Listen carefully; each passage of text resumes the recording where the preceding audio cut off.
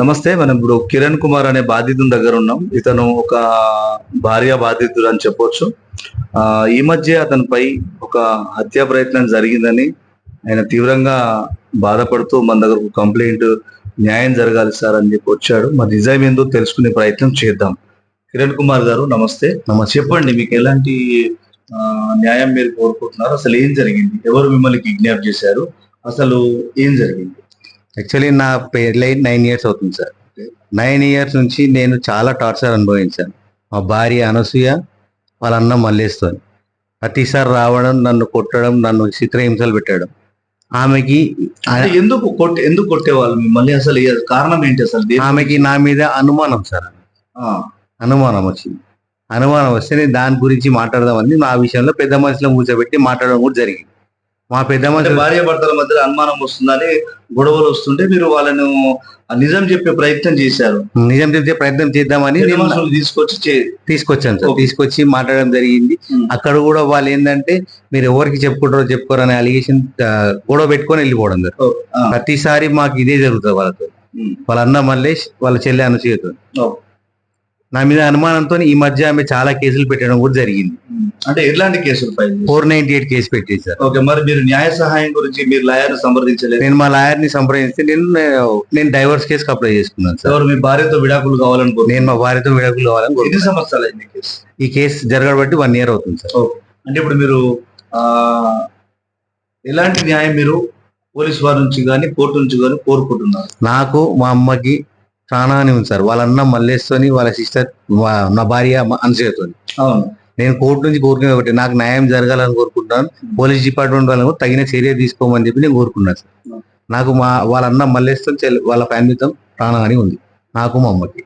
నీకు మీ అమ్మకు ప్రాణహాని అంటే మీరు ఈ విషయం మీద మీరు ఎప్పుడు పోలీస్ స్టేషన్ లో వాళ్ళు దాడులు చేసినప్పుడు కానీ, లేదా మొన్న ఏదో వీడియో వచ్చింది నా పరువు నష్టమైంది అన్నారు, ఇందాక అన్నారు మీరు? అవును సార్. యాక్చువల్లీ నన్ను బలవంతంగా ఎత్తికెళ్ళి నన్ను కొట్టుకుంటా తీసుకెళ్లి కిడ్నాప్ చేసి అక్కడ తీసుకెళ్లి నా మీద వీడియో అలిగేషన్ చేయడం జరిగింది.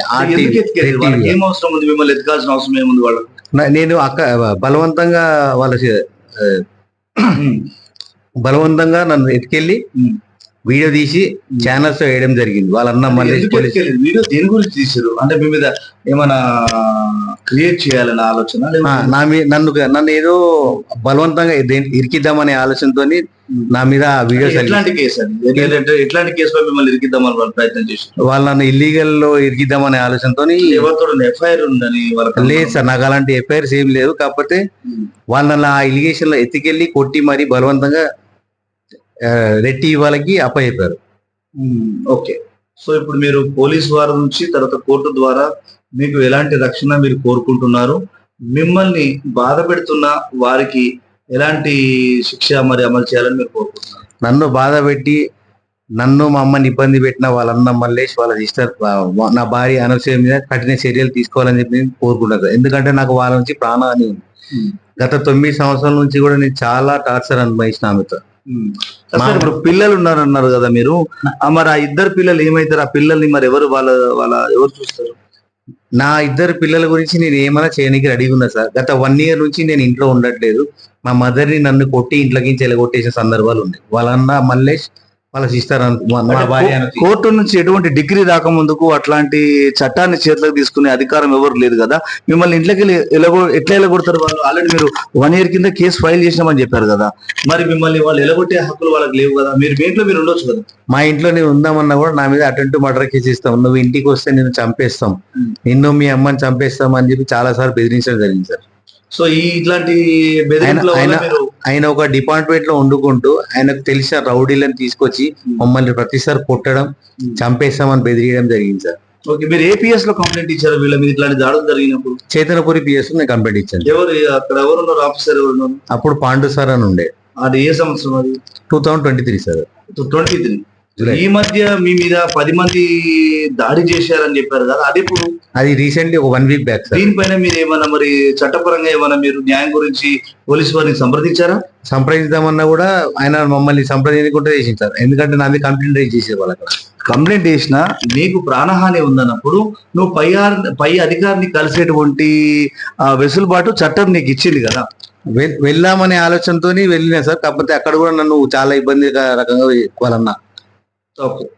ఆయన మల్లేష్ కానిస్టేబుల్ కాబట్టి ఆయన పై అధికారితో మాట్లాడుకొని మేనేజ్ చేసుకొని నా మీద నేను పెట్టిన చర్యలకి ఎలాంటి యాక్షన్ తీసుకోవద్దని అట్లా చేసింది. లేదు కిరణ్ గారు, మీరు అక్కడ చైతన్యపురి పిఎస్ కాకపోతే ఇప్పుడు కొత్త చట్టాలు వచ్చాయి. మీరు ఇతర ఏ పోలీస్ స్టేషన్ పోయినా సరే ఇప్పుడు అక్కడంటే అతని ప్రభావం నడుస్తుంది అనుకుందాం కొద్దిసేపు, కానీ వేరే పోలీస్ స్టేషన్ పై స్థాయి అధికారి ఒక లాయర్ని తీసుకొని మీరు ఆ దిశగా ఏమైనా ప్రయత్నాలు మొదలు పెట్టారా?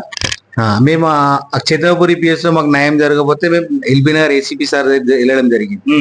అక్కడికి వెళ్ళినా కూడా సార్ ఏమన్నారంటే మీరు ఎప్పుడు ఈ మధ్య వెళ్ళారా?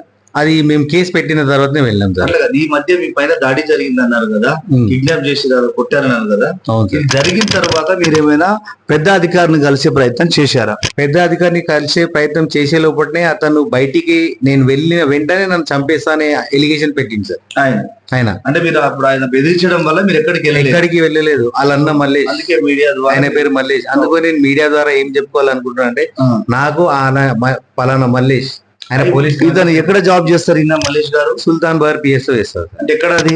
మన బడిచోడి సుల్తాన్ బార్ కోటి పోలీస్ సుల్తాన్ బజార్ పిఎస్ లో పనిచేస్తారు. ఆయన డిజిగ్నేషన్ ఏంటి సార్? ఆయన రైటర్ సార్.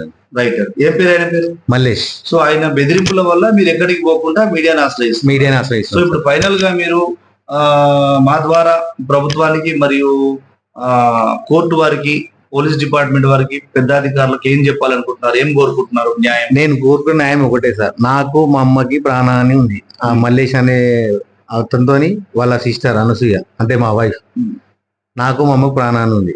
నేను కోర్టుని కోరుకునేది ఒకటే, నాకు న్యాయం జరగాలనే ఆలోచనతో ఉన్నది. డిపార్ట్మెంట్ వాళ్ళకు కూడా ఒకటే కోరుకున్నా, ఇలాంటి వాళ్ళని డిపార్ట్మెంట్ లో ఉంచుతూ ఇట్లా రౌడీలను మెయింటైన్ చేసుకుంటా డిపార్ట్మెంట్ కి చెడ్డ పేరు లేకుండా కఠిన చర్యలు తీసుకోవాలని కోరుకుంటున్నాను సార్. కిరణ్ కుమార్ గారు గత 6 సంవత్సరాలుగా అనేకమైనటువంటి అక్రమ కేసులు బనాయింపబడి చాలా మానసిక క్షోభకు గురి చేస్తున్నారని ఆరోపిస్తున్నారు. అదేవిధంగా ఎన్ని మార్లు కాంప్రమైజ్ కు ప్రయత్నించినా, పెద్ద మనుషుల ద్వారా ప్రయత్నించినా వాళ్ళు కాంప్రమైజ్ కు రాకపోగా దుర్భాషలాడుతూ రకరకాల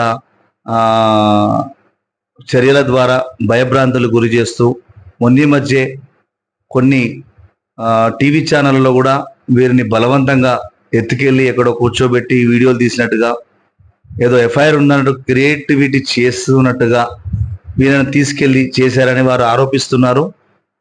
ఈ విషయాన్ని దయచేసి పోలీస్ వారు కానీ, కోర్టు వారు కానీ నిజ నిర్ధారణ చేసి బాధితుడికి తగు న్యాయం చేస్తారని ఆశాభావం వ్యక్తం చేస్తున్నారు కిరణ్ కుమార్ గారు. కెమెరామ్యాన్ రవికుమార్తో నరసింహ, వాయిస్ ఆఫ్ తెలంగాణ, హైదరాబాద్.